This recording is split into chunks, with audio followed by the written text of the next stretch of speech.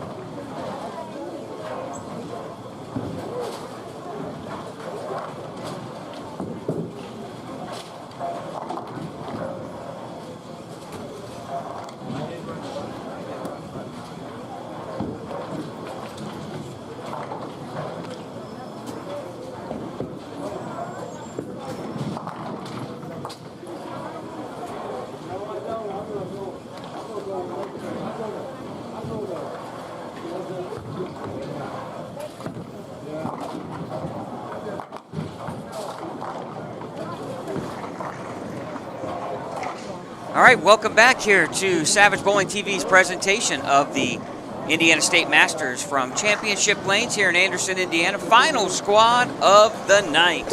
Where's our clapping sound effects, Chad? Final squad of the night. We made it. We have survived to this point. And really, to be honest with you, it is going to be a tight cut score. And I say tight because there's so many guys within. We counted 10 pins, 15 to 16 guys within those 10 pins. Yes.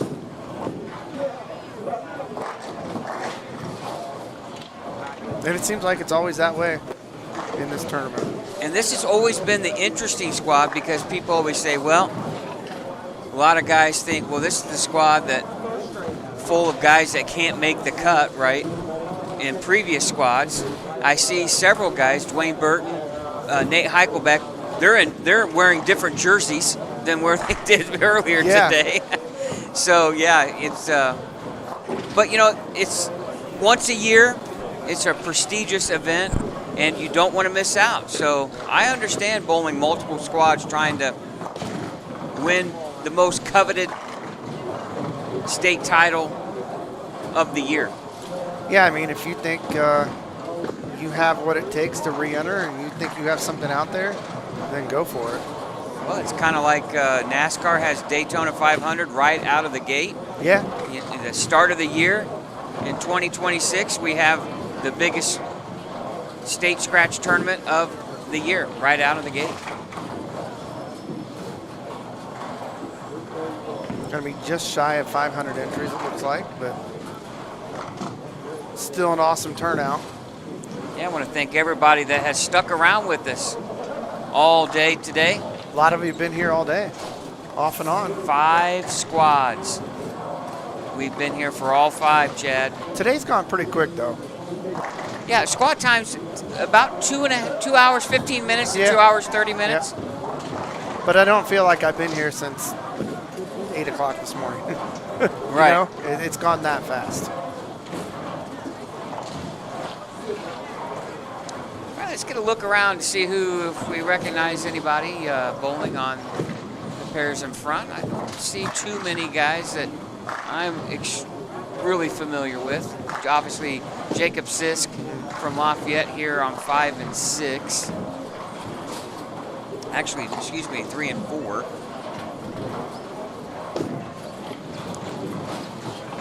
See Doug Henry and Levi Harris. We're on 11 and 12. That's been a good pair all weekend so far.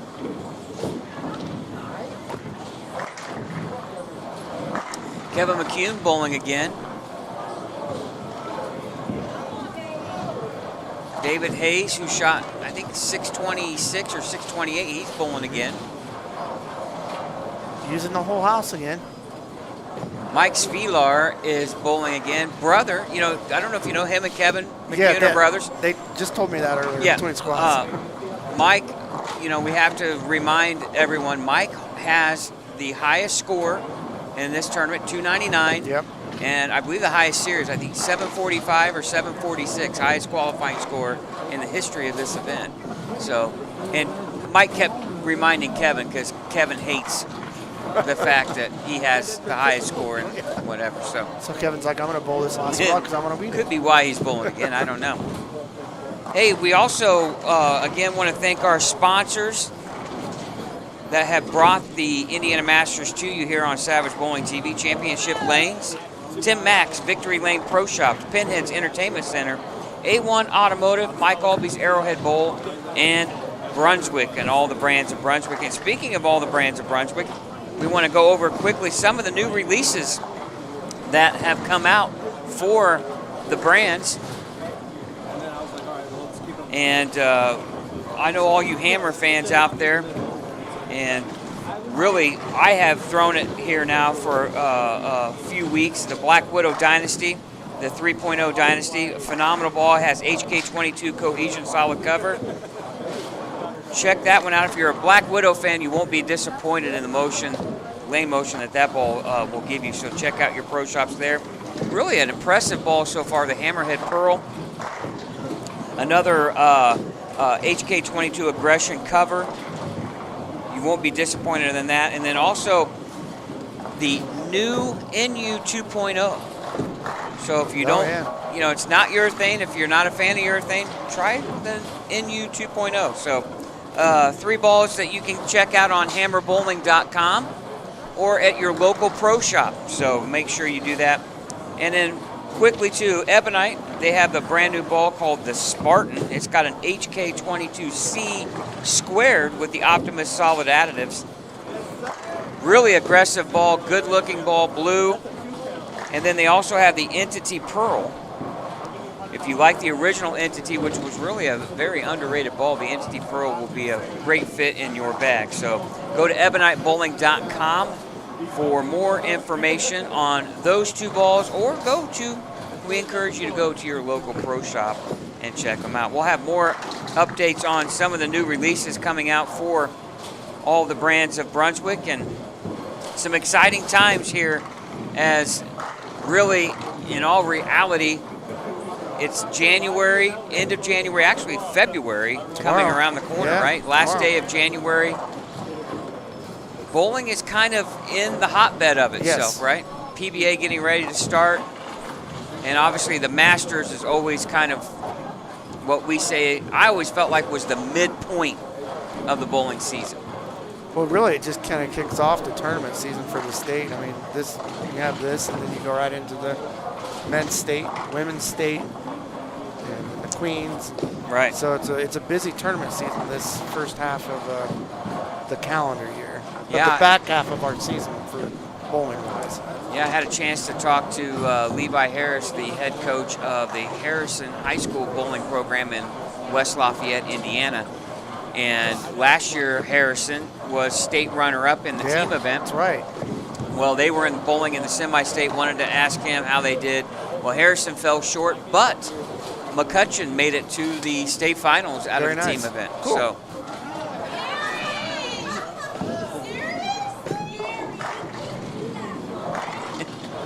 Somebody's having a good time behind us. Wow. We're gonna have to tell Dwayne to have his crew keep the noise down. He's like, I don't have anything to do with it. Oh.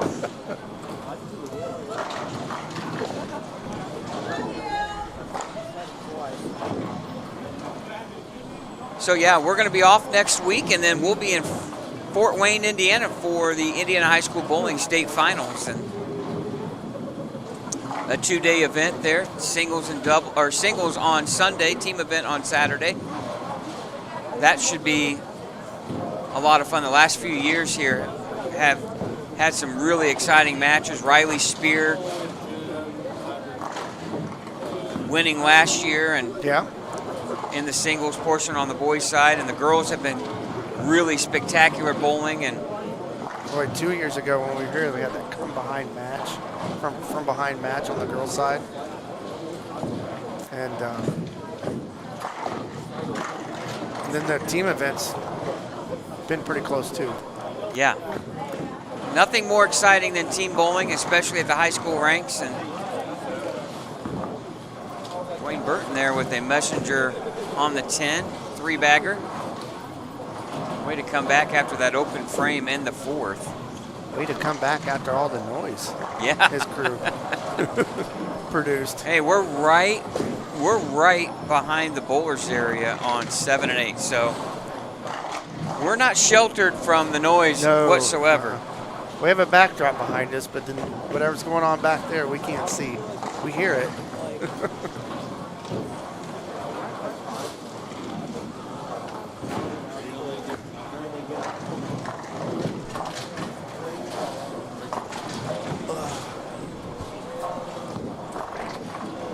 These 3 games will fly by since there's only 4 on a pair.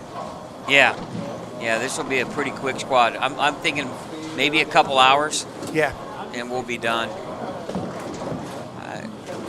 Give a little howdy back to Stephanie Stockstill, who's watching in the hanging out with us in the chat.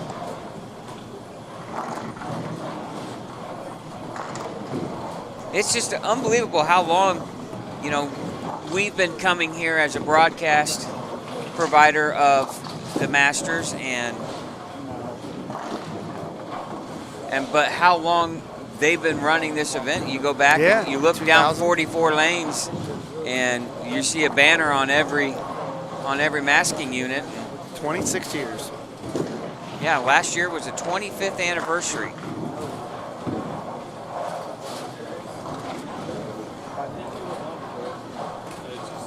Trying to look back, I think our first broadcast was like 18. Was it Gene Perez? Scratch Classic, or no? Well, no, I mean, are you talking about Masters or just for the state in general? No, when was our first Masters? It was like 18, broadcast? I think. Was it 18? Because I think we did the Scratch Classic that same year. Well, Ryan Birchfield. Maybe it was 19. I don't know. I can look. Easy to tell here.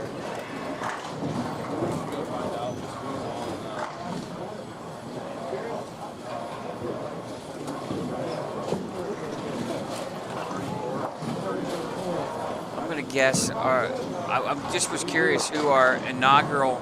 Well, I know we were here in 20 for Zach Weidman. Yep. I'm pretty sure we were. It might have been 19. I'm pretty sure we saw Gene Perez win in 2019. Okay, yeah. 2019 we were here. Let me scroll back though. 2018.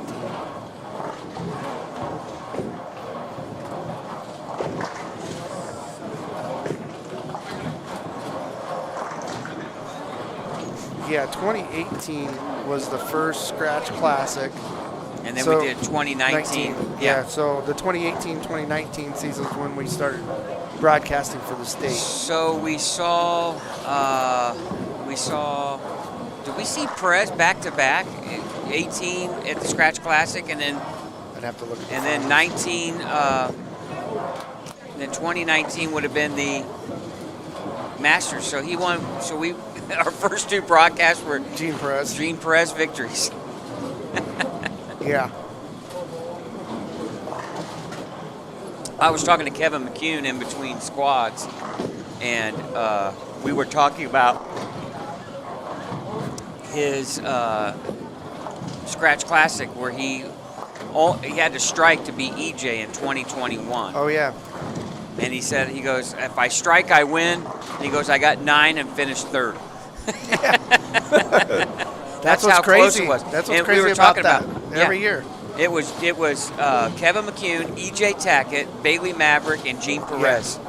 I think that might be our most viewed video. What a stacked Final Four. And it was phenomenal. And really, you know, it was cool because EJ was really excited about winning that tournament. Mm-hmm. He didn't have a state title yet. I talked to Zach Tackett right before he left this evening and wished him well. And we were talking about, hey, it's your turn to get a banner up there. And he said, mine will have Z on it. Z Tackett.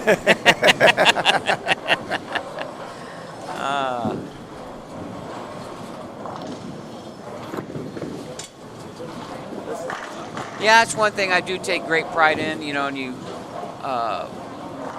look down at the masking units and you see your name up there on a banner. It's pretty cool.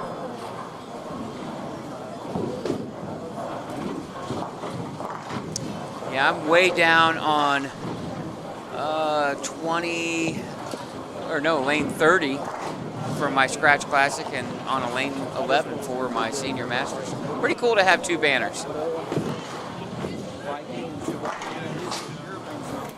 Looks like some guys are already done moving around. Trying to look at scores here real quick in front of us. We do see a 223.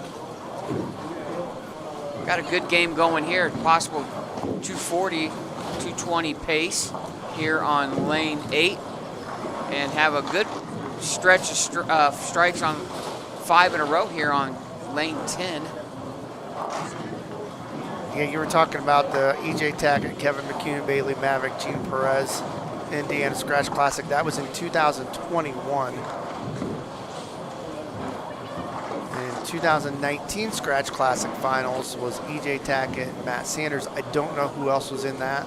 Well, but that was like that's our most viewed video on our channel. Kevin McCune was trying to go back to back, like win the Masters in 21 because he came back to beat Sanders, and then lost to Tackett in the Scratch Classic in 21. Yeah.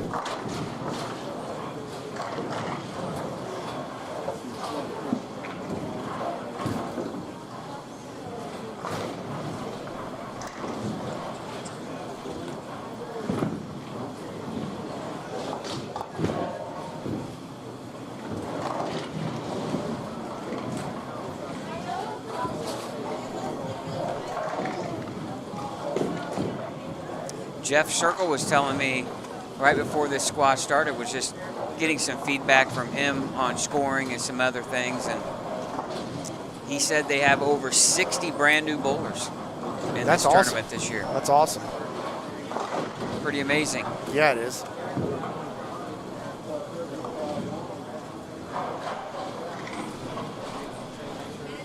Dwayne Burton has a chance here to shoot 220. He's in one of those tough ones. You strike out 220, you go spare strike, and you're at 200 on the nose. Really a big shot here for him.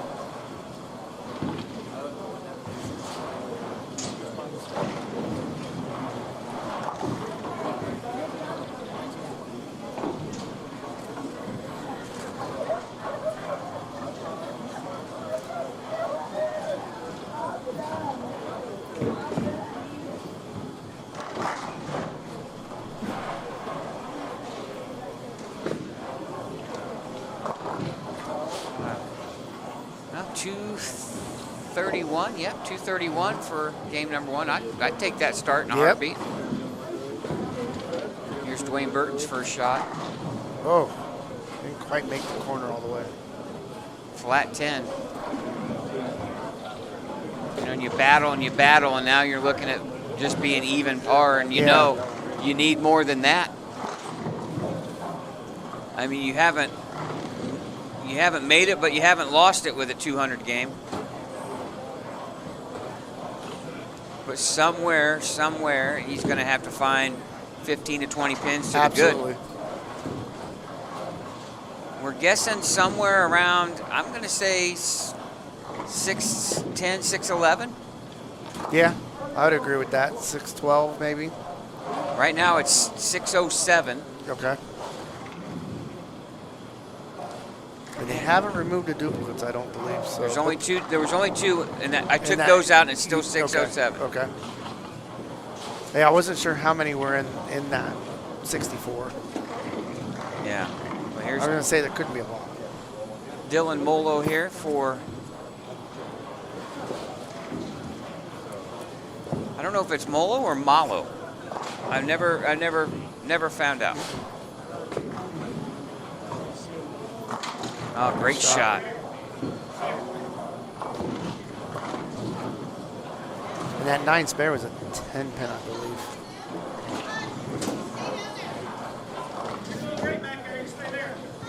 That's 7 in a row for Dylan. Uh-huh.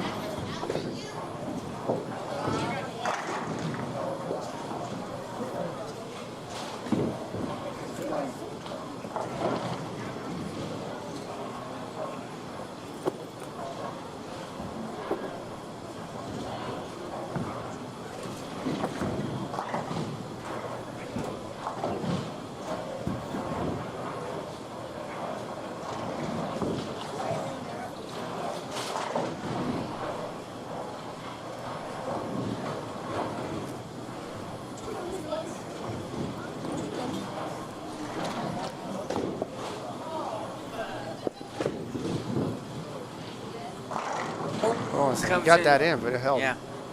Almost a 4.9. Well, that's going to be a 240 start.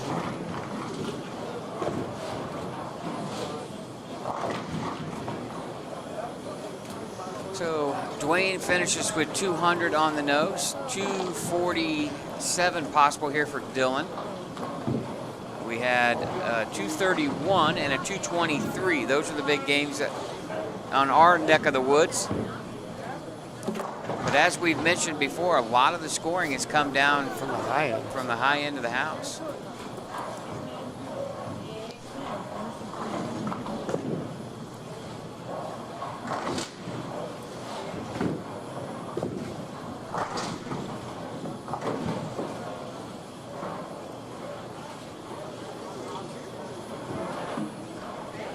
Well, good start. I'd take 240 and Any day. absolutely.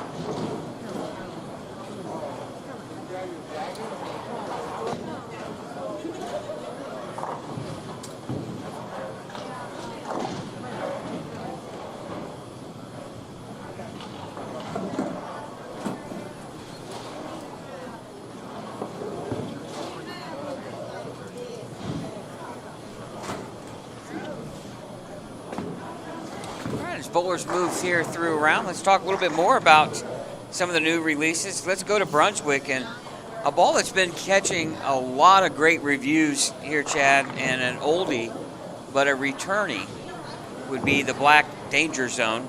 Yeah. And originally introduced in 1996. I remember having the Danger Zone when it originally came out. Yeah, me too. And so it's kind of like the 30-year anniversary of that ball. It's got the HK22 cover. Matter of fact, Dwayne Burton throwing that ball this game. But man, a lot of hook for the price point. So popular that right now it's on back order, and so it's obviously one. If it's in your pro shop, I'd be jumping all over that ball. Right. And it's partner in crime, the Danger Zone Purple Ice, another one that has the HK22 Pearl cover stock. So it gives you a nice little combo here with the original Black Danger Zone and the Purple Ice. And then coming out here with another urethane ball is the Brunswick Crown 78U. Ryan Burton was throwing that earlier today. So that one can be used in all of the USBC competitions. So if you are interested in those, check out your pro shop. Go to brunswickbowling.com for more information. And then one more here, the Radical Outer Limits Black Hole. And this has a popular ball coming back. The Outer Limits line has been very successful.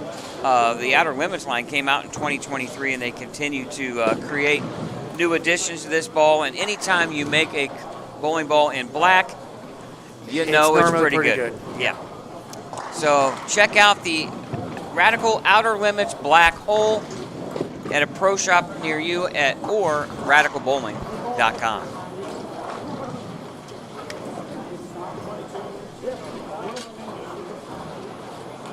All right, starting game 2.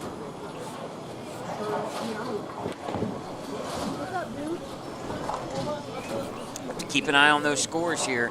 Yes. The runners are going to be pretty busy because things are going to go pretty quick. Yes.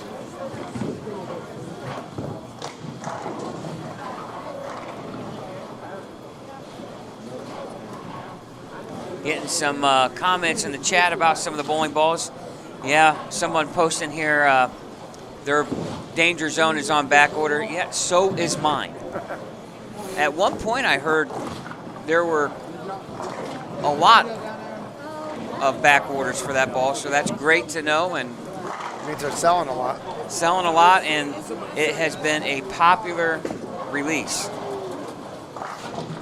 You know, when you talk about balls that have been out before, that have come back out, you know, what are some of those that come to mind that you liked? I will have to say there's been ones I don't like, but there's been a few that I do like. I thought when Ev and I re-released the one remix that was like the original one, I thought that was very, very good.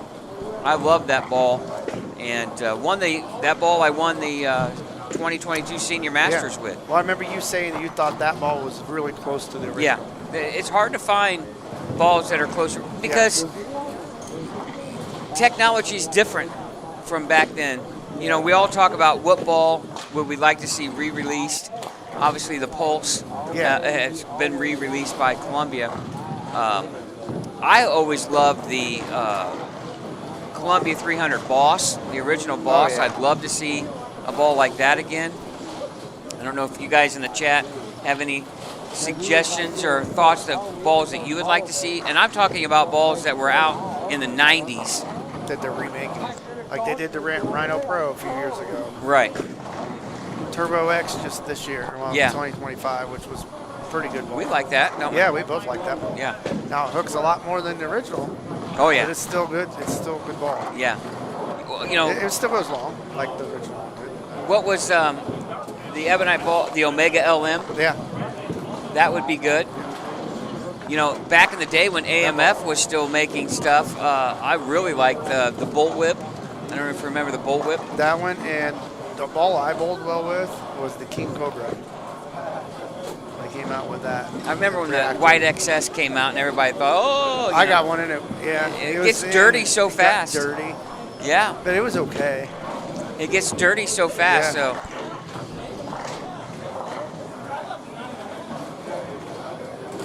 Yeah, that wasn't, to me, a very good marketing.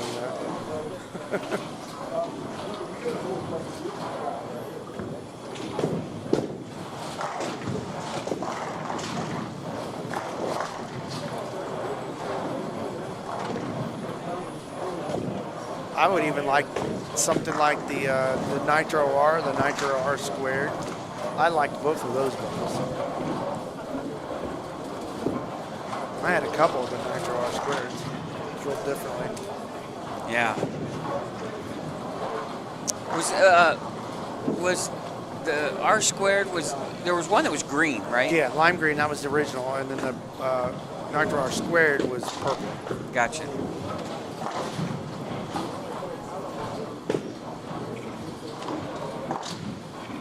I liked all the Boss series, the Thai Boss 2, the original Boss. I liked all of them. Remember the Red Wolf? Oh, yeah. When the Clear Wolf came out, that was like, you know, oh my, you know, you never I saw got a the plastic ball of flares. Yeah. It had track flare. Because it had a regular rate block in it. And it was clear. So cool watching it go down the lane, too.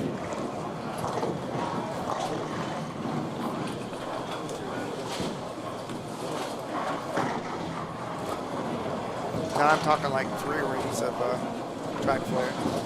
Not very much, but you can get some. Well, of course, I don't have a lot of hand either, but you know, get somebody that has a ton of hand, they can probably make that flare a lot. And somebody chimed in here, the Sumo. Yeah, and I was just about ready to say that, the Sumo.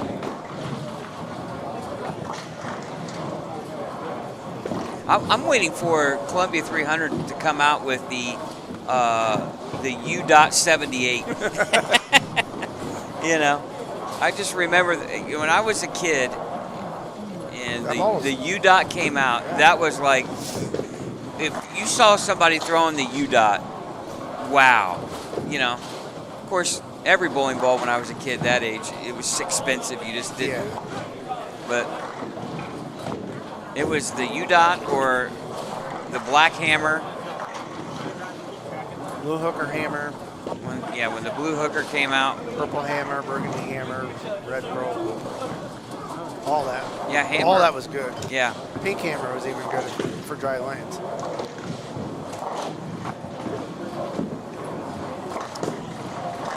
All made by the old Fab-All.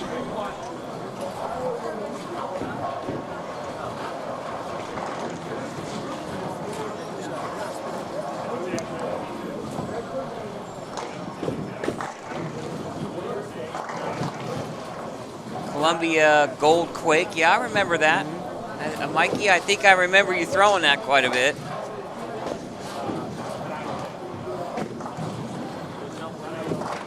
Ooh, the Firebolt. That's a throwback. Yeah. I remember. You had the Bolt, Firebolt. Yeah. In his early days of bowling on the tour, Walter Ray Williams threw the Firebolt a bunch. And he won a bunch. Yeah.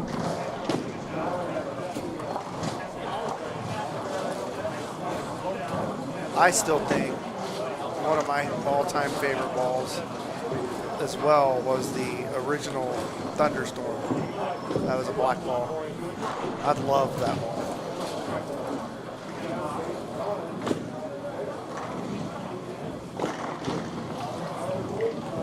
I was never really stuck to one. I threw a lot of ebonite stuff when I was younger. I don't know why.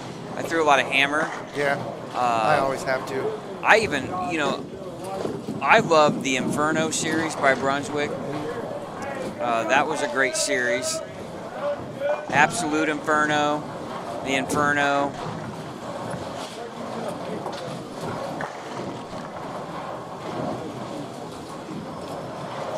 Yeah, I mean, I always threw Brunswick hammer or ebonite because I thought it fit my game the best. When the purple hammer, when the Rhino Pro came out. I never had a Rhino Pro. Because I never had an Excalibur. Somebody chimed in on an Excalibur. Yeah, I had one. I never had an Excalibur. Of course, I remember Steve Hartman was one of the first guys that I've ever remember throwing the Excalibur in our hometown. Yeah. And all of a sudden, this ball is like doing a U-turn almost. Looked like somebody kicked it. I know. It's like, how did you get your ball to do that? Yeah, and we had always heard about it, and there was only one in town. Tom Taylor had one, and Steve brought it over on Monday nights to Star Lanes and threw it. Oh, it was. I couldn't believe the motion. Oh my God! It looked like somebody kicked it. Yeah, and then the Rhino Pro came out shortly after that, right? Yep. And I remember, first time I threw the Rhino Pro, I literally couldn't get it to hook. Yeah. The early resin was so sensitive. So your release, if you spun it a little bit, it didn't hook at all. Yeah. And I had to sand the crap out of it to kind of get it to hook. And that's how the Excalibur was too. It was even worse. I didn't have the Rhino Pro. I had the teal Rhino Pro. Yeah, that was a great ball. Yeah. George Branham III made that thing popular. Yep. I bowled really well with that for a while. But no, I never got the purple. And I think I didn't get the purple because I had the Excalibur. Somebody chimed in here. Teal Rhino Pro was when I learned about over-under. Amen. Yes. No, there was nothing. That was not a thing until the reactive resin balls came out. Because in the old days, with your thing, you missed left, it went left. I'm referencing by left-handed, being a left-handed bowler. When I missed left, it went left. And when I missed right, it went right. Yep. In today's world, it's the opposite. You miss right as a lefty, and it goes left. And it's funny about the whole over-under thing. It's like, with those balls being so sensitive to your release, it was actually us that was causing it. Yeah. It wasn't the lane conditions then, as much as it is now. Yeah, you turned it a little bit. Yeah, I thought, and you saw the Excalibur just do this big left hook for a right-hander, and you're like, oh, and you get the Rhino Pro, and you're like, oh man, I'm gonna actually have power now. Yeah. And the ball went 60 feet the first time I threw it, and I'm like, well, what the heck? Yeah, you had to stay behind the ball in those early reactives. And I was trying to go back in time and think, okay, after the purple Rhino Pro, what ball did I have after that was resin? Boy, because that's been a long, long time ago. Yeah, because that's when I got into, I had the King Cobra. There was a black ball that was made by Columbia. It was a black pearl. And it wasn't a boss line ball. Yeah. Can't remember, not Scout. I can't remember the ball, but I bowled really, really well with it. Who made the Excalibur anyway? I can't remember. Because that company wasn't in business very long. It was some guy that developed it in his garage, I believe. But I heard, I can't even remember, New Line. That might be it. New Line. But I thought it was Columbia was actually making it back in. It's been so long. And then once you had the resin, then you had all the particle. Yeah. The tombstone. Remember the tombstone from Ebonite? And then you had all these particle balls. That's when kind of the Brunswick came out with the, remember the first $200 ball? Quantum.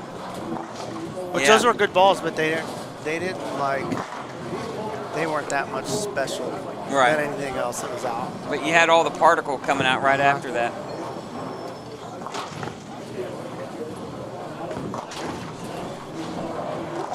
Yeah, I just love talking about all the old balls. I remember having a Tombstone. My goodness, that ball was almost gritty. And then Columbia, was it Columbia that came out with, they tried to do the epoxy ball, and it got too soft. Oh, I don't remember. Yeah. Remember the ball that Storm made that was one of the first resin balls with the particle in it, and it felt like a piece of sandpaper? That was one of the El Nino lines or something, maybe. Or virtual gravity? Yeah. I can't remember. But I remember, like, bowling center proprietors, like, I don't want that going down my lane. Yeah. Well, the Tombstone was gritty. Yeah. But I remember that ball from Storm. That was the first one where it was like, God. I remember. It's like sandpaper. I remember going to one of the. Tombstone was the same thing. Yeah. It came around the same time. We went to one of the seminars, and they showed you a microscopic close-up of the cover of a Tombstone, and it had all these funky-looking spikes in it. And I'm like, wow. And then they kept telling you the more and more you throw, well, these spikes would start breaking off in a way. Yeah, into the lane. All right, what do we got here for? If anybody can remember the epoxy ball that I thought it was Columbia 300 that came out with it. I can't remember. They didn't make it long. I think there was some kind of an issue with production on that as far as, of course, now, you know, back in the day you had the yellow dot. They used to call them the bleeders. Yeah. And if you left it out in the, if you left the yellow dot out in the warmth, the ball would actually, you could push your, indent it with your finger. But wasn't it back in the day, it might have been Kevin McCune's grandfather who would... Yeah, was soaking them. Was soaking them. Yeah. There was no rules then. Yeah. Then he won a bunch. Yeah. It's ball hooked more than everybody else's. Yeah. They're still, by the way, they're still entering scores, so there's nothing updated yet, which is surprising. But somebody must have got that late. Yeah. Another ball that someone chimed in here, the Quantum Helix. Remember that had the strip of urethane? So interesting thing on that. So when Ron Hicklin was at Purdue, I had one of those balls, and I'm like, yeah, I really didn't. I liked it, but it was one of those where you had to get it right, and it was very good, very much a conditional ball. Because once lane conditions changed, that ball was gone. And so he's like, well, you want to do anything else with this? I was like, no. He's like, plug it. So we plugged it, and so that ball started out on the, if I remember right, it started out on the urethane and roll onto the resin, right? It had a urethane stripe. Yeah, it had a urethane stripe on it. Yeah, so it started on the urethane in your track. You put that on your track, then it flared to the resin. We did it backwards, and we got it to do it perfectly. Yeah, and it was legal and everything. And so it started on the reactive, and it would flare onto the urethane. I threw it late. The ball would stand up, and I think I started out with a front 7 with that ball, and felt like I had the world. Then the lanes carried down, 5-pin. I let the 5-pin and put it away. But it was a fun experiment. I was just like, yeah, you have at it. You know what you're doing. And he laid it out. But those balls had a problem too, where they would separate.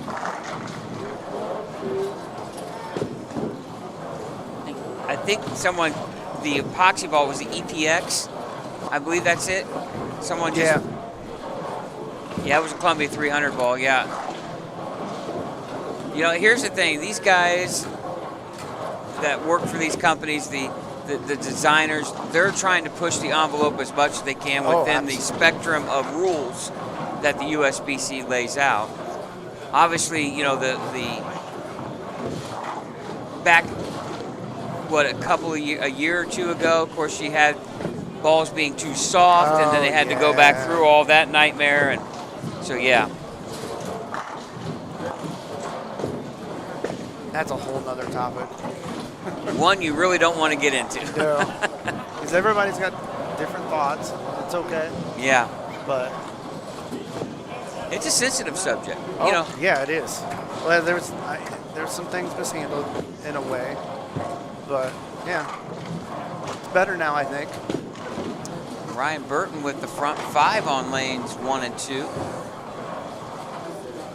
They've made some progress. Let's put it that way. The equipment.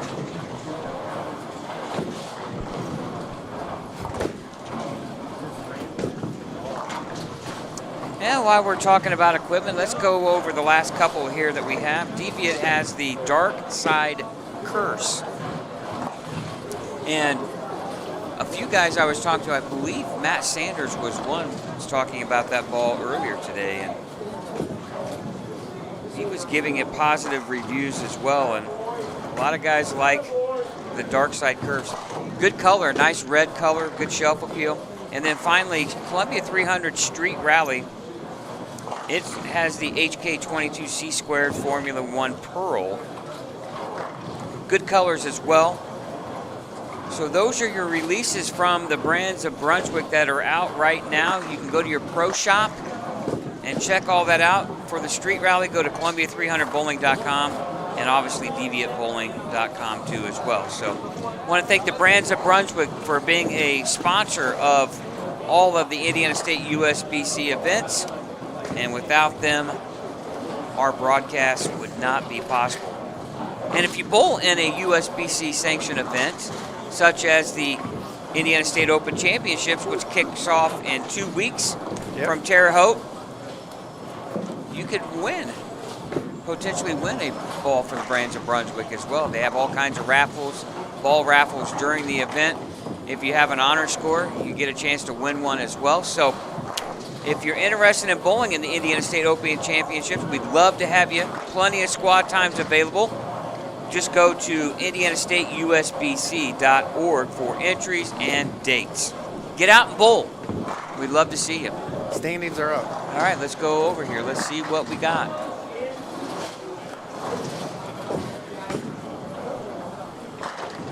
And drum roll, please. Ooh, the highest score? 256. 256.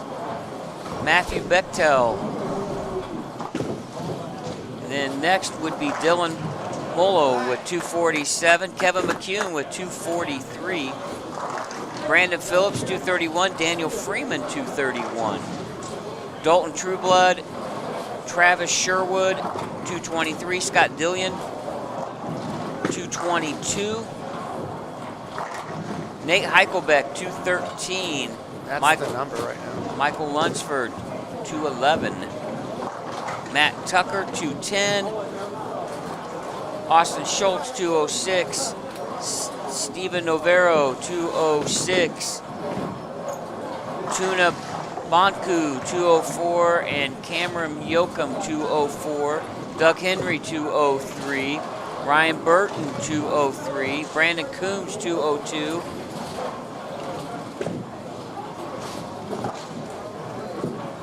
My page just jumped somehow. Yeah, they're editing it. Yeah. Because it did for me. Yeah. I was like, wait a minute, I just lost my spot. Brandon Cathy, 201, and Mason Doan, 201, and Dwayne Burton, 200. Those are your scores. Wow. Over par. Daniel Freeman with the 231 game is right in front of us, and he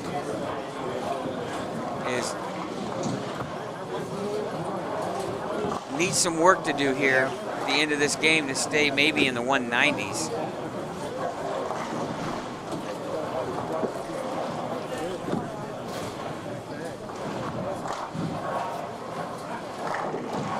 Ryan Burton with 203, and he's got front 6 looking to make it 7.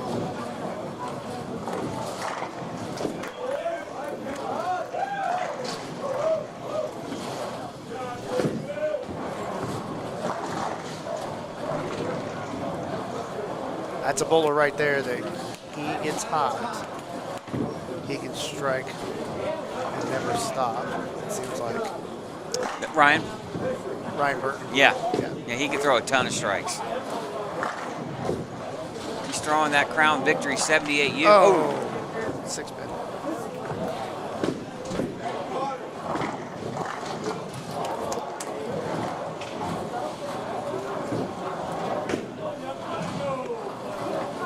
Man, already ended the second game. It is flying by. Like you said, though, when you get 4 on a pair. Yeah, it goes pretty quick. Yeah.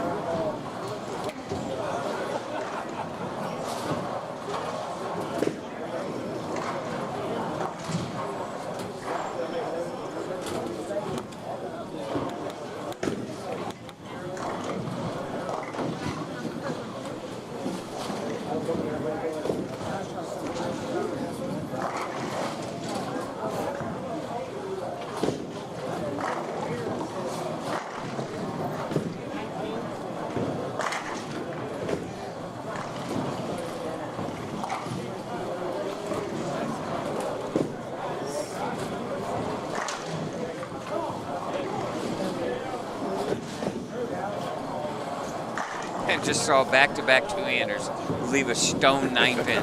One on 6 and one on lane 7.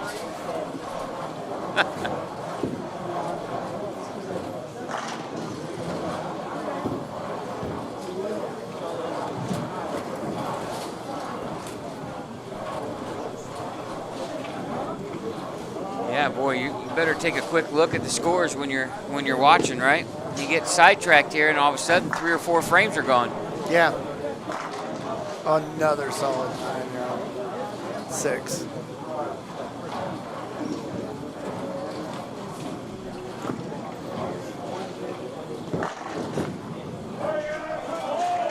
What's going to be real interesting, I think, is you're going to know what's really good when you start watching the tour and what guys are throwing. Oh, yeah. Because remember a couple of years ago, you saw the Theorem by track out a bunch by the Brunswick guys, and that was a really good ball. You just kind of tell when these guys what they rely on, right? And you know that's a pretty good ball.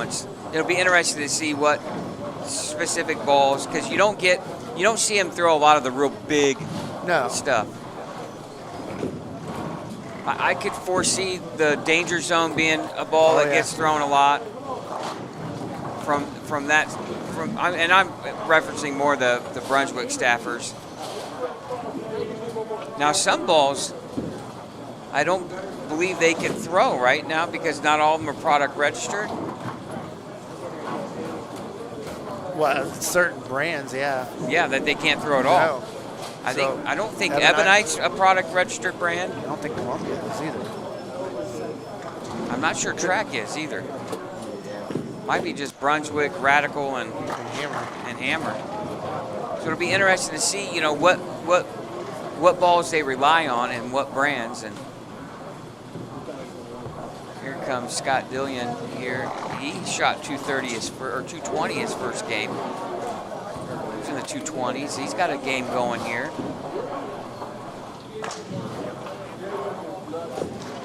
.147 in the 7th. Ryan Burton spared and struck.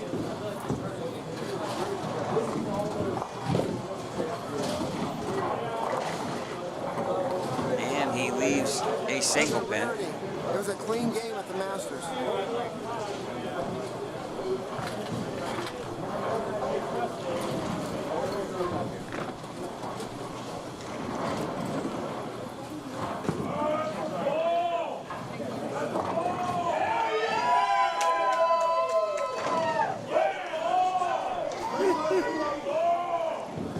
I don't know what's going on down there, but they're having a good time behind 1 and 2.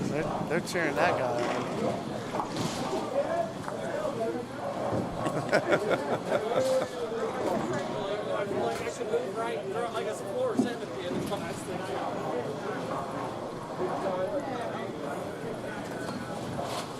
Well, you can tell as you make the move here from game 2 to game 3, see the body language of guys that are bowling good and guys that aren't.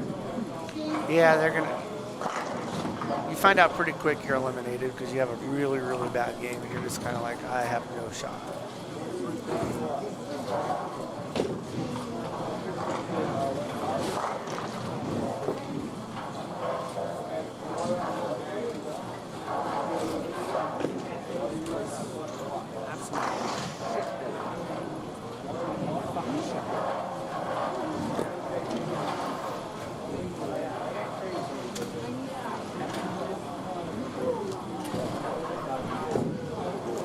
You know, it seems like yesterday when I bowled in this tournament. I bowled this morning. It was only 13 hours ago. Yeah. All right, somebody said it's just Columbia 300. Okay. Yeah. So Ebonite's in. Well, I know Matt Sanders was on Ebonite, and then he had track jerseys on today. So a lot of those guys, I don't know. Yeah, I thought I saw a graphic where track was back.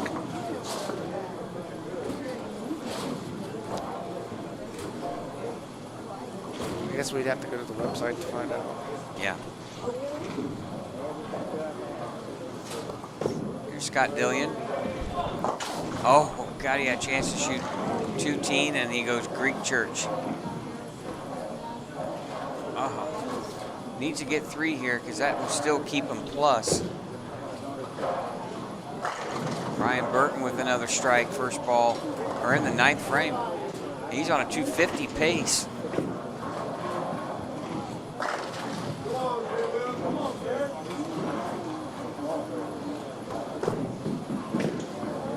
And Scott Dillion with, oh my goodness. 5-0.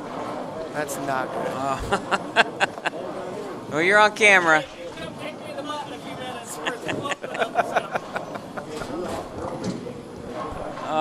He had 222 his first game, and boy, 3 pins.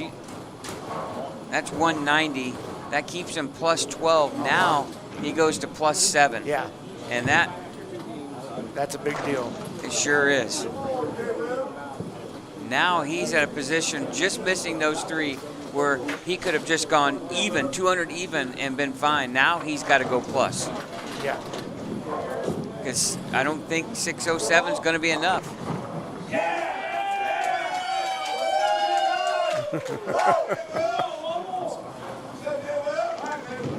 Gotta try to think. Hey, he's got a chance of 2-0 down there. And he looks like he's throwing a Rhino Pro.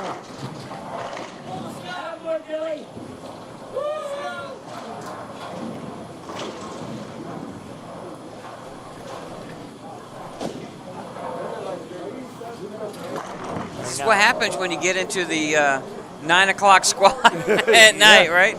It's 10:18 here in Anderson.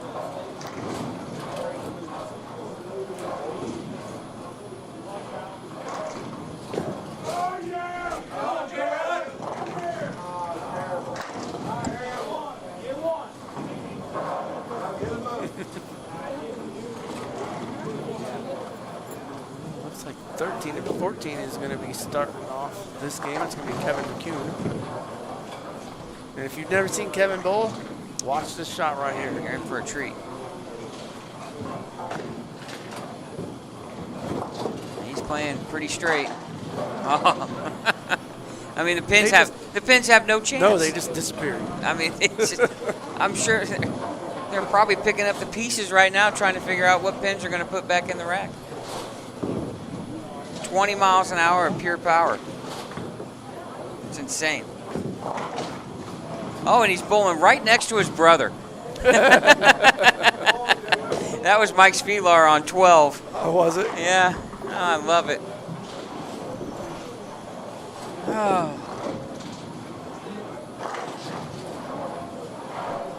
See how we were commenting, Nate's been here so long, he's got a different jersey on.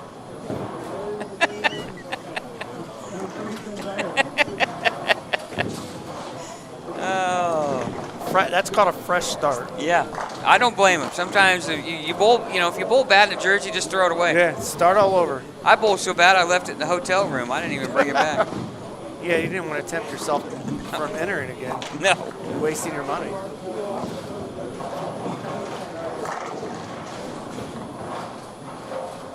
Well, we should get game 2 scores here shortly.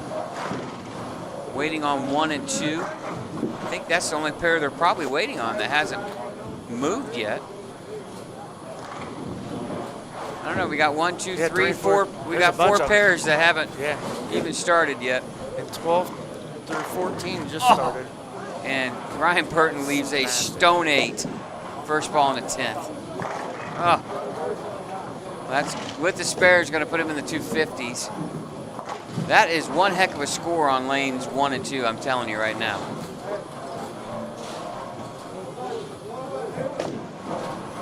He's throwing the Crown 78U.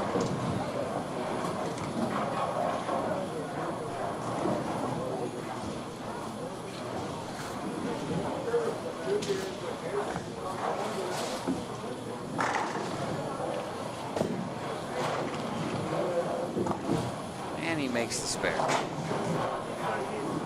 Oh, I'm sure Billy Hibbert's feeling lucky that he gets to go back to 1 and 2 to finish his 3-game squad. He bowled on that pair earlier today and really struggled. And Billy has been bowling pretty good everywhere he's. Yeah, everything he's entered, he's bowled pretty good in. He's either cashed or won the tournament.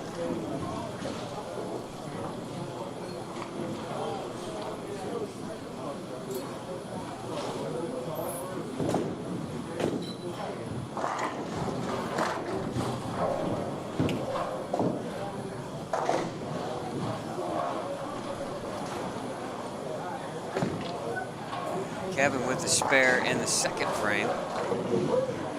I didn't get to see what Ryan finished with, but we know it was in the high 250s. Yeah, it was a good number. And that's going to put him squarely in.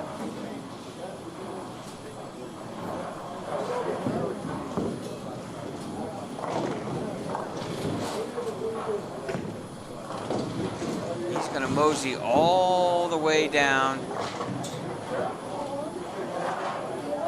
to 15 and 16.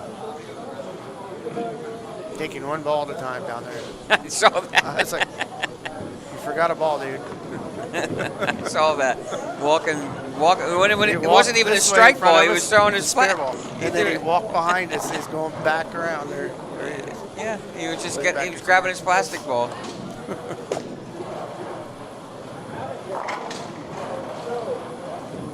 Likes the steps.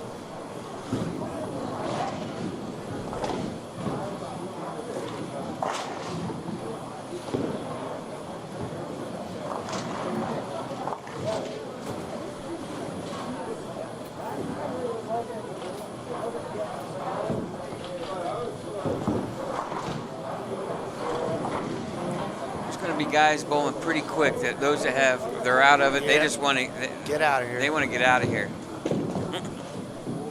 Again, the body language will tell you everything you need to know.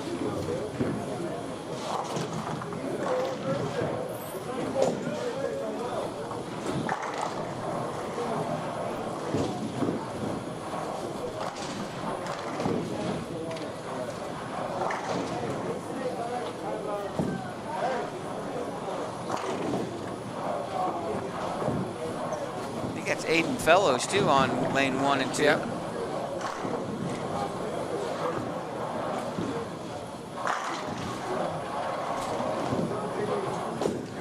We'll show you some more pairs once we get some of the bowlers. Nobody has started on 5 and 6 yet. 9 and 10 is just now getting there. We'll switch over here in about a frame or so. Corbin Snow, a former Purdue bowler, on lane 9.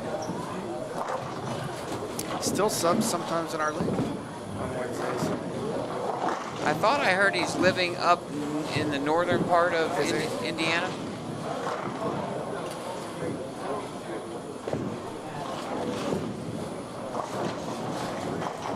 There's Ryan going back for his bowling.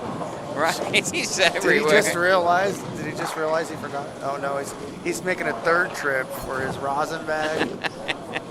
No, this is the second trip. He forgot the ball. Oh. He's like, I might need that. Who needs a bag? Oh, I love it.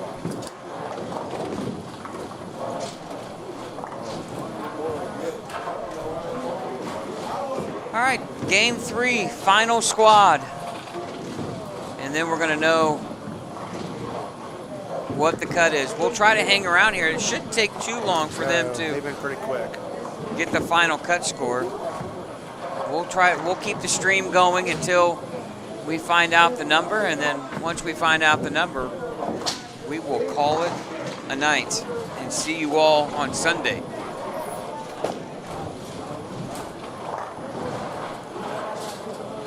Should be a good day tomorrow.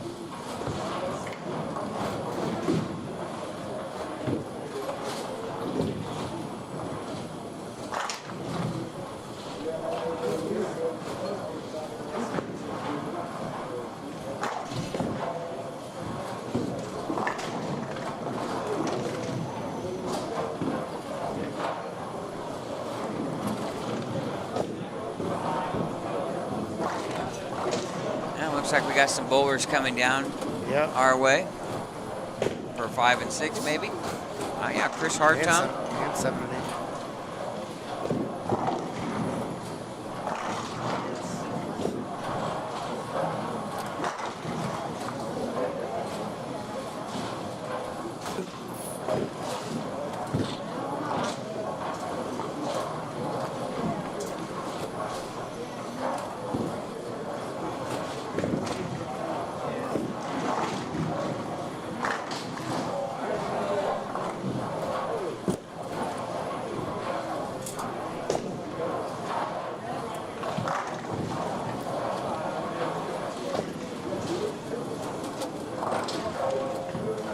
Still waiting on scores for game 2. Obviously some pairs running a little bit behind others. Yeah, shouldn't take them long. Somebody's asking me, what time do I bowl tomorrow?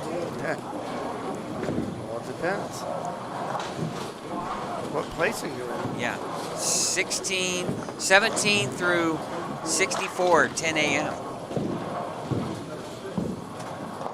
Top 32, 1 p.m. And don't blame me, double check. Yeah, double check Facebook, double check the team app. Find out what place you're in to see when you need to show Go up. to indianastateusbc.org.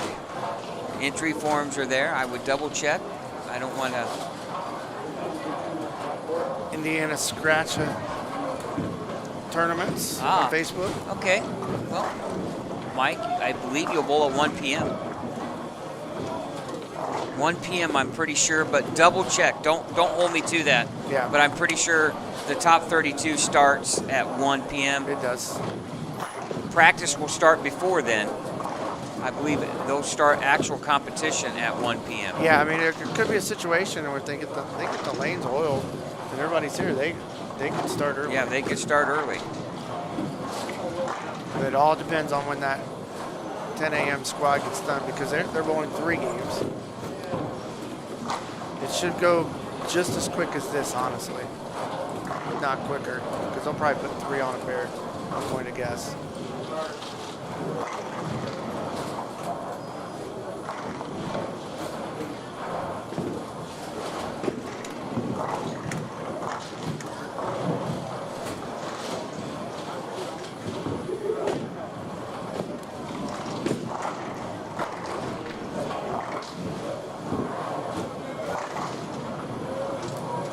Sounds good, Mike. Safe travels.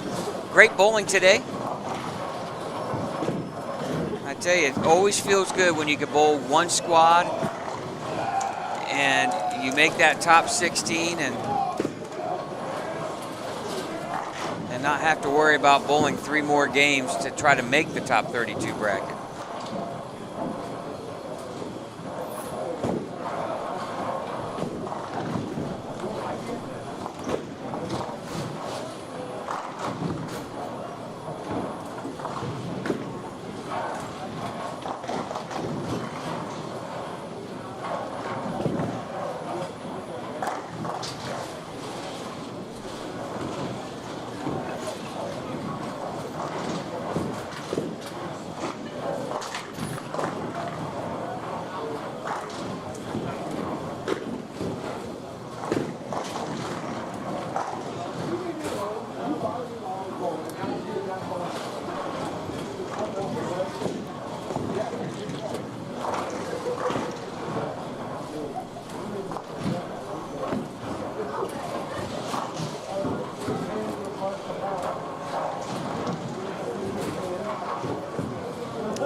request. Well, I don't know. I had a request for Scott Dillion, but he is on. He's way down there now because he was just on. Yeah, 3 he and was 4. on. He was on 3 and 4. 1, 2, 3, 4. He's on 17 and 18. He's off camera now. Yep. Sorry about that.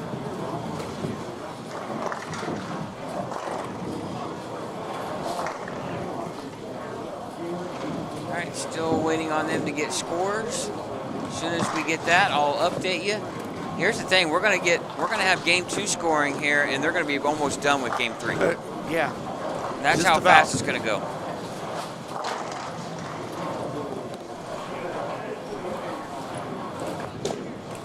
Yeah, because here 11 and 12 is in their 7th frame. We have here on 5 and 6, they're on 7 and 8. They're just beginning. Tell you right now,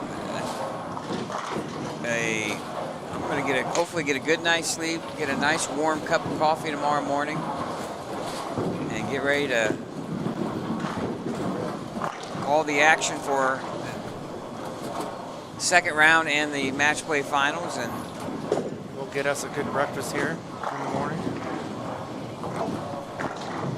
Be ready to go.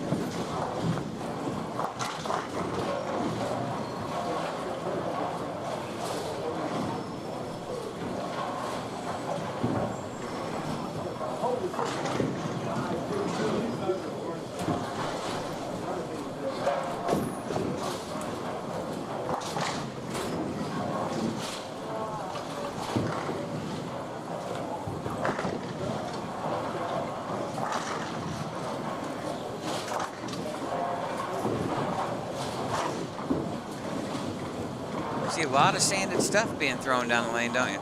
Yeah. How's Kevin McCune doing?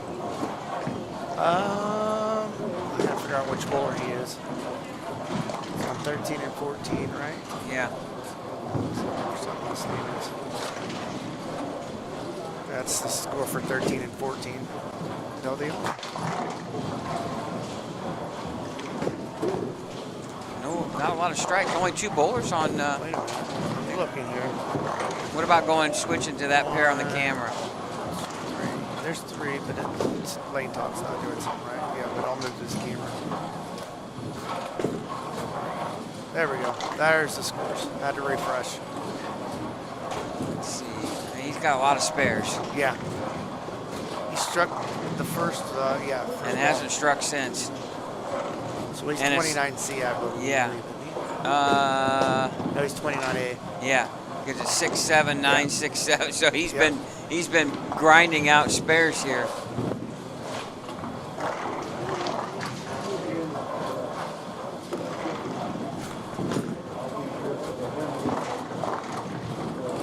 Oh, he struck that time.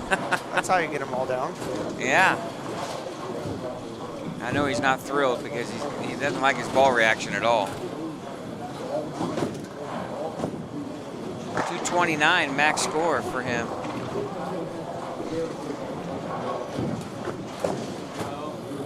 And we got Ryan Burton over here as well. Ryan's got a double.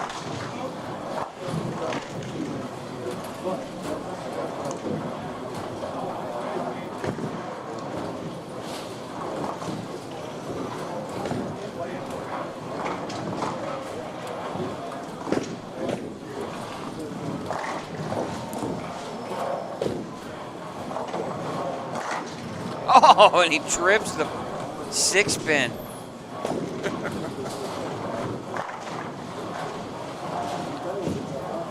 He starts out with the front 3. He's in good shape going into this last game. Ooh, somebody wants a trophy for the lowest series. We won't ask you what that is. I guess we could look.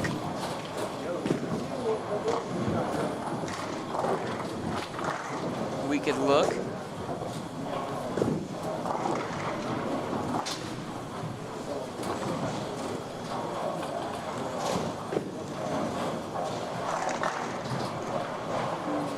All right, here we go. Ryan Burton jumps in with 258 plus 61. Let's see if they have all of them. Kevin McCune, 193 game 2. He's plus 36, but he's already in. They don't have all the scores in. But they don't have them all updated They yet. got 2 more to put in. I'll tell you when Boy, it's done. scores really dropped. They did. 1 more to put in. Dylan Molo, 247, 169. Mason Doan, 201, 213. There was a bowler who would crew this squad. Right now, if things were to hold, your cut score would be plus 12.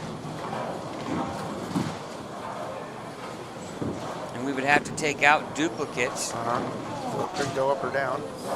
Well, and The Dwayne, last score was put in, so everybody's good now. yeah, scores really dropped there. Daniel Freeman, 181. He's plus 12. He's the number right now. Scott Dillion, 409. Remember that 3 count. He would be the number. Yeah, he That, would. what does that tell you? Austin Schultz, 206, 200.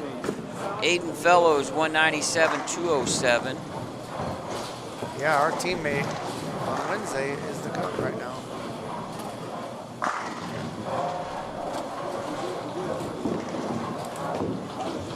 You're looking at a cash number of roughly -5 to cash.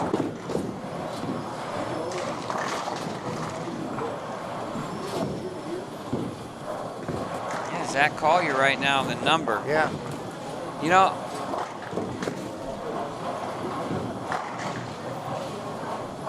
well, they just changed it. I wonder if, They put a score in wrong. yeah, because they just changed it. Now the cut number is plus 11. Okay. But that's a Ryan Burton score. That's at So he would- 611. So It'd go up. it would Go actually down. that would be a tie. Oh, is it a tie? So Okay. they would just remove that score and of course Joey K waiting here. But think about this though, that missing those 3 pins Yeah. and for Scott Dillion, that would knock him out. He would be in. Here's the thing: if the scores went down the second game, what are they going to do this game? Right. You know.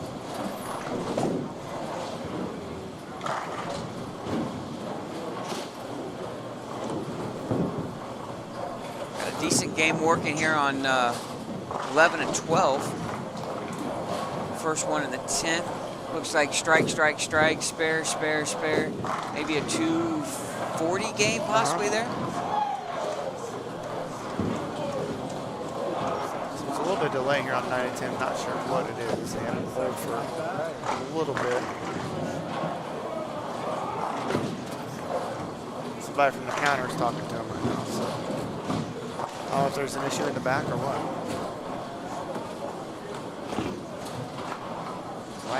Is that a light flashing in the back? Yeah, look, there's a flashlight back there going. They're looking for some. Yeah. I wonder if it's a grip or a thumb slug or. Yeah, I'm not sure. They just said he come down and I heard him say, everything's good, you can go ahead and go. So I didn't, now they're looking at the ball. So I wonder if there was ball damage and now you can see a flashlight. You know, he's shining, you know, looking for ball dust. Because that's what you do when you go back there. You look for ball dust to try to find out what's causing that damage. You know, is there a screw that's coming out, you know, or something like that.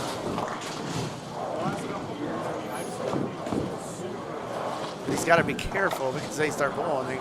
They might see that light. I'm not sure. I know we can see it from here. Yeah.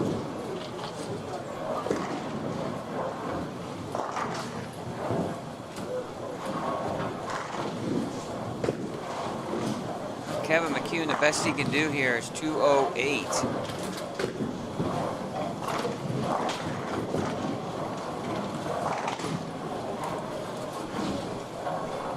Almost left a 4.9.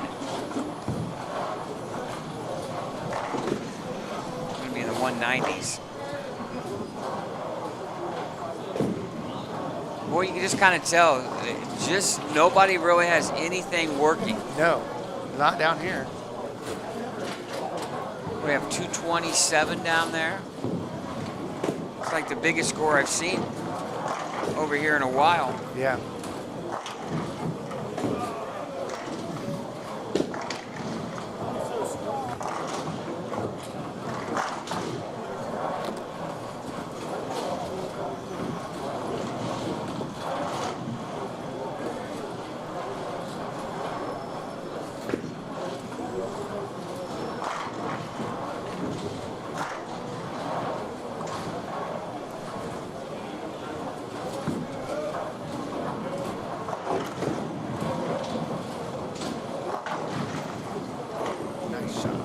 $197 for Kevin McHugh.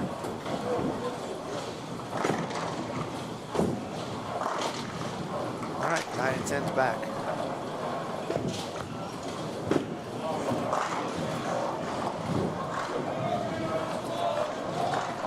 Wait all that time and your first shot, stone 9. Yeah. 15 and 16, somebody's got front 5. Another person's got spare 5 in a row. Or, yeah, spare 5 in a row. Ryan Burton's got front 5. Okay, is that him? Is there 2 guys with front 5? No, the guy on the left screen has a 9 spare. Oh, yeah, zeros. Never mind, yeah. Yeah, Ryan Burton with the front 5. Yeah, that blind looks like a. Yeah, I was like, wait a minute. Strikes. It kind of gets you.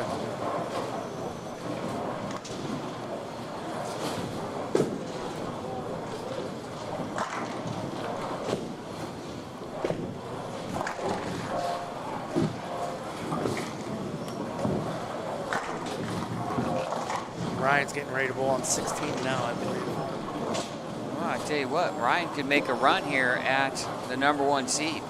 Yeah, he can.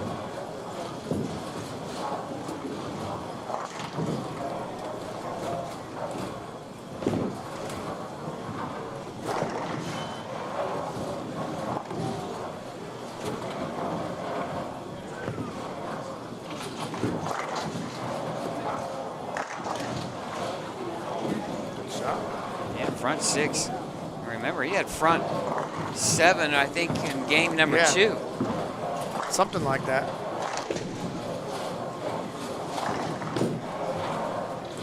That's all done. That's all what I'll do is if we're going to keep it here, I'll just put Yeah, let's keep it here until see what 15, Ryan. 16. A couple of guys have. Somebody's also got spare 5-bagger. Yeah. Figure out who that is. 32B. Well, you can look who 32B is if you go to the standings and go to the Yeah. the D squad. They've got the lane assignments on there. But it's not in order, so you'd have to scroll a little bit. No offense, that would take a little bit of effort. Yeah. Somebody asked what Ryan is throwing. No, it's not the NU 2.0. No. He's throwing the Crown 78U. Oh, it's the guys everybody's cheering for down there with. Is it? Yeah, I'm pretty sure.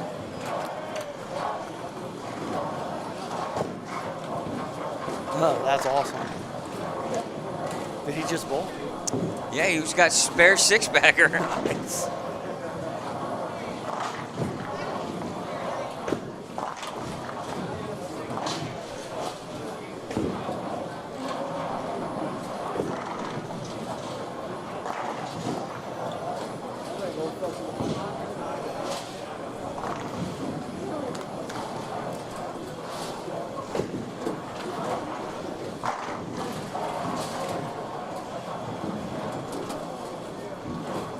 Now I'm going to have to look at 32B is just to see where he's at in the standings. You said go to Tab D, Squad D, and it should have their lane assignments. That Larry, the first column there. You just got to go down to 32. Oh, does he have them in order now? 32B is Jared Wilkerson. He is minus 28. Ooh. So I tell you, He's got a shot here. Yeah, you get a big game here and you're in.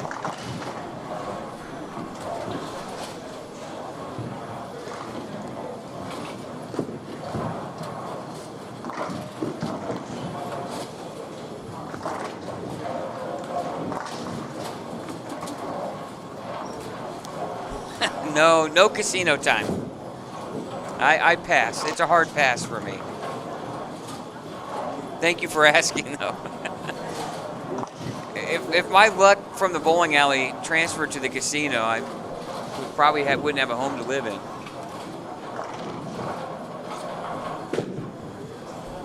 And Ryan with a flat 7 there. That'll end his string at 6.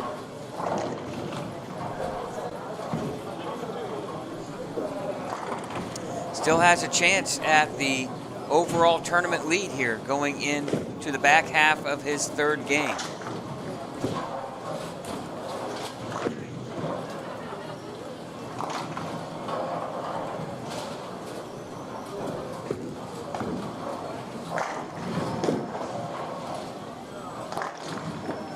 It's nice to see Ryan with a plastic ball. When I first saw Ryan bowl, he would leave a 7-pin and he would throw a backup ball, his strike ball, he'd throw his backup ball as his spare ball. And it was the weirdest thing I'd ever seen. And glad to see him have a plastic ball and picking up his spares that way.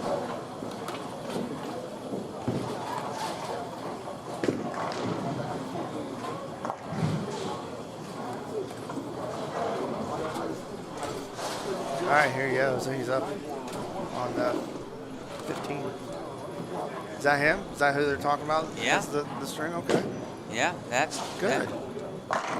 Minus 28 going into this game, and he's got spare 6-bagger.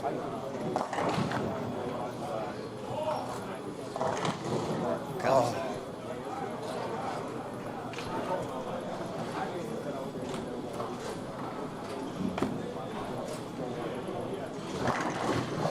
Well, even with a spare here, he's still on a 240 pace, which would put him in. Yeah.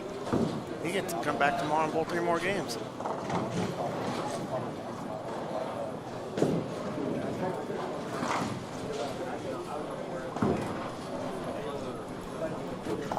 All right, good cover.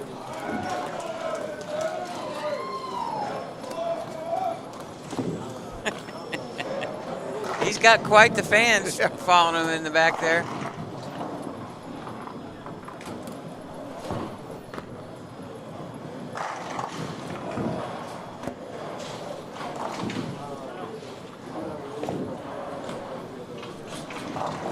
Burton, he ruined his string too, looks like. Yeah, left a flat 7. But he still has a chance. Take the lead. Yeah, he's on a 250 pace, which would put him at plus 120.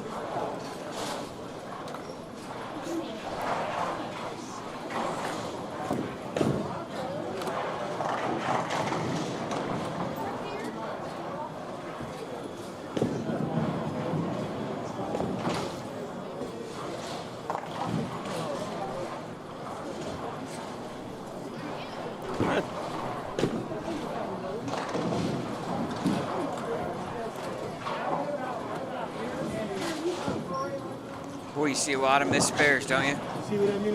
Yeah, and I think some of these guys are just kind of like, Yeah, they're going through the Okay. motion. Yep, I'm ready to get out of here. yep, not really putting a lot of effort into thinking about these spares. Yeah, just getting up and going. Yeah. You know, one thing that I always tried to do was I've never been one just to quit No, me either. because I felt like no matter what, I could learn something. Yep. And Try to get something good out of it. always felt like I could learn. I think the worst feeling in the world is walking away, like still trying to figure out what could you have done to finally figure them out. Right. But if you figure them out in the last 2 or 3 frames, you'll feel pretty good about things. Yeah. Question here about are they that much softer this year, or is equipment that much better? I think they're a little softer Yeah. because one, you have a little more length, a little more volume, and the ratio is more than 2 to 1. Last year it was a little bit flatter than that. So Now, whether that was the case or the plan, or whether it was done on purpose, I don't know. Chad, he is really a spare away from making this cut. Yeah.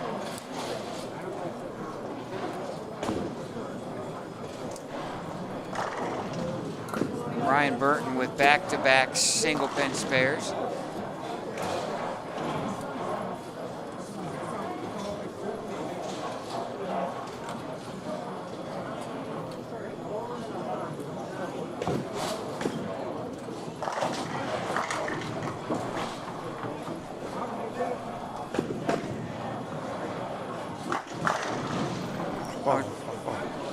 watching. Oh, man. Yeah, that was in the pocket, too. Ball just kind of hit really flat. I was watching Dustin Delk over here, Chad, on lane 6, and watch where he starts, and I'm thinking, where is he going to throw this ball? Take a look at this.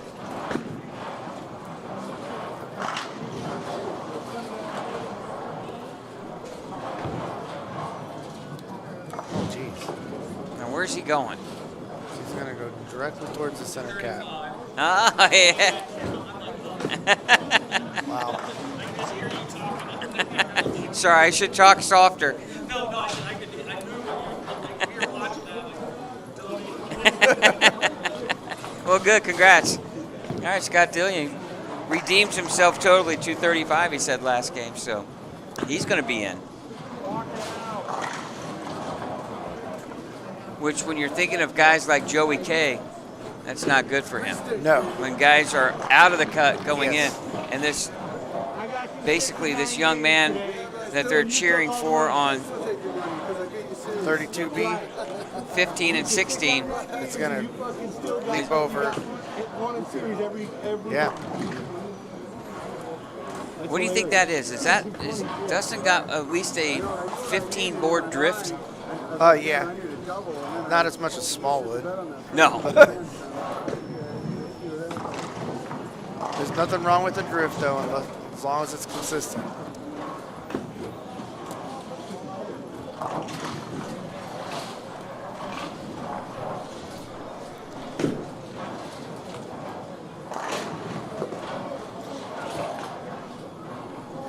I would say, Cameron, there's a little more push, not a lot. You do have a little more, though.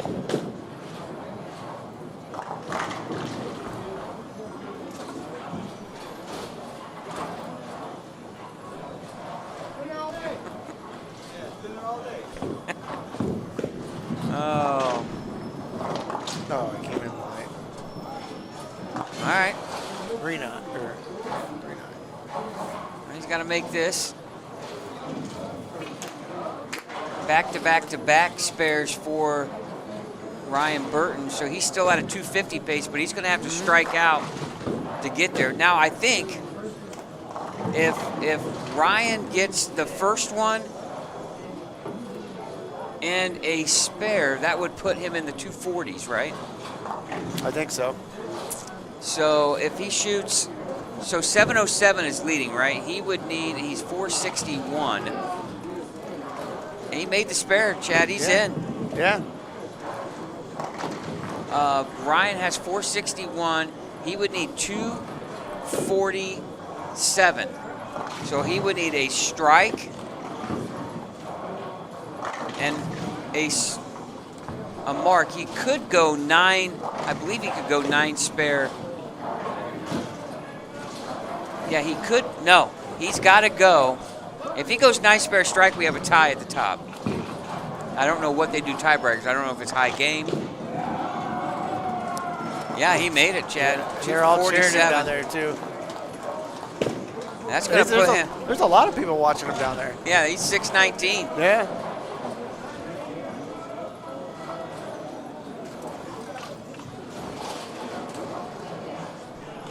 It's good to cheer as long as you're respectful of the other players who got. You know, he's two-handed lefty. You know, Ryan, he's playing inside of Ryan. I wonder if Ryan's urethane was kind of helping him a little bit with a little bit of push Yeah. at the head pin.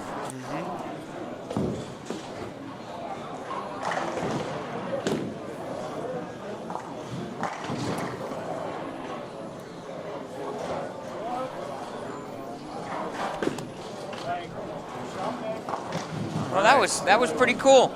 Yeah. All right, he's going to finish with 619, I believe. 247 is what I, plus 372. Now, Ryan Burton needs a strike, first ball in the 10th, to take the top spot.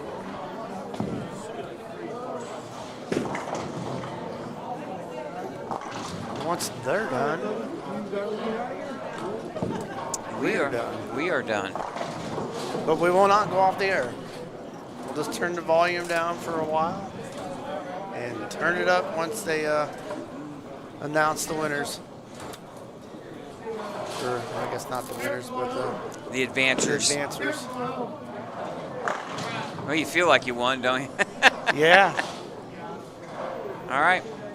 And if you don't want to stick around, copy the link that's pinned in the chat, and that's where you'll be able to see the standings.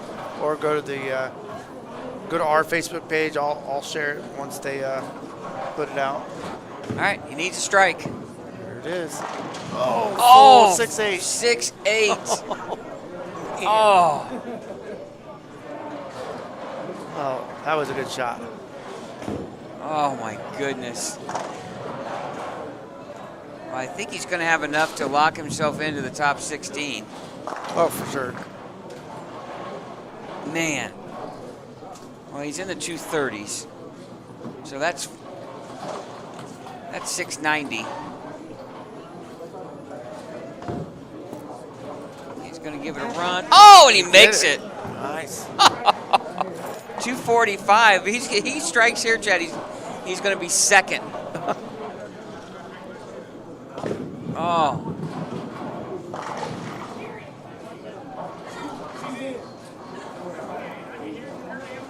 He's gonna squeeze with the strike. He squeezes right in between Matt Sanders and Chris Hankins.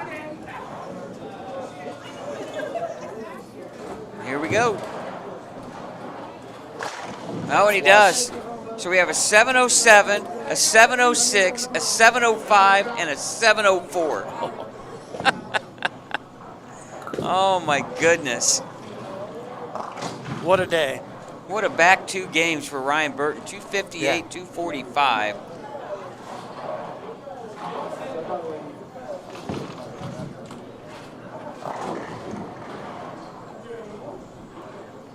Boy, you talk about what a top 5 right here, even top 6. Yeah, because Chris 6 Hankins, is 700 Matt even, Sanders, TJ Schmidt, Zach Tackett, Mike McBride, and EJ Tackett. Right? Imagine,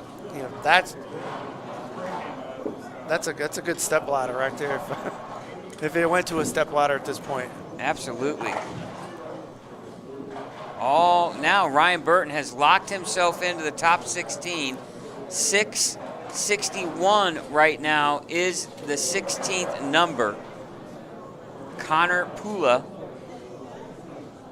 would be 16th right now, I believe.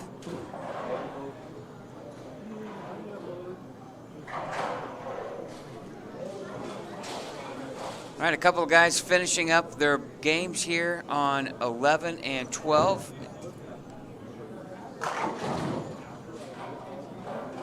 Nothing too big, but some drama.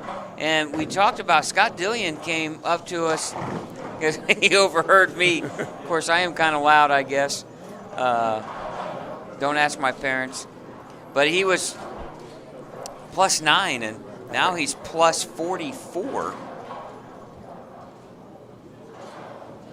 So he's going to jump all the way out of the number into 26th position. So look at that, how much you can jump quickly with one game. Yeah. Now they have dead one on 12, so it's going to take a minute. All right, we're going to take a little break. We'll come back with cut score numbers here as we wrap up qualifying for the Indiana Masters. Brought to you by the Brands of Brunswick, Mike Alby's Arrowhead Bowl, A1 Automotive, Penn's Hit Entertainment Center, Tim Mack's Victory Lane Pro Shops, and Championship Lanes. We'll come back with the cut numbers and who advances and our top 16 guaranteed scores right here on Savage Bowling TV.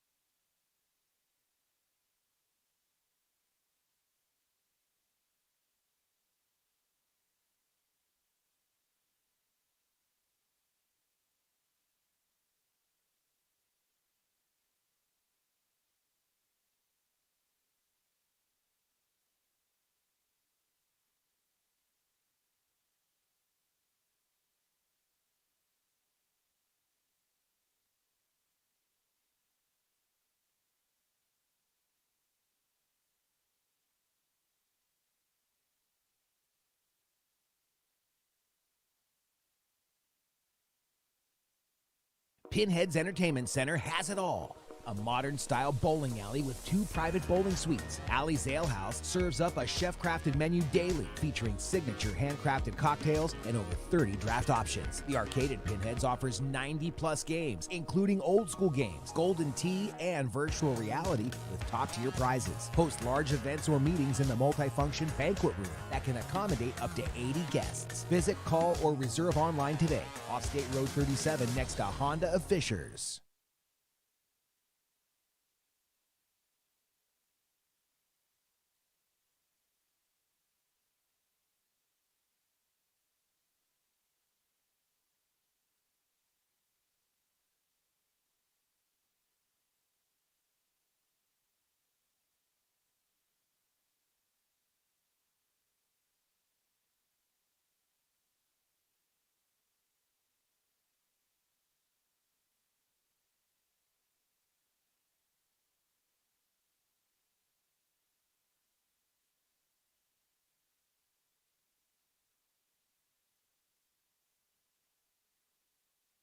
Keep your vehicle running like new. Stop by A1 Automotive to get an honest rundown of what your vehicle needs or doesn't need. It's all part of their no pressure, no upsell environment. Find them online at a1cardoctors.com or stop in today right off Coliseum across from Tractor Supply. A1 Automotive.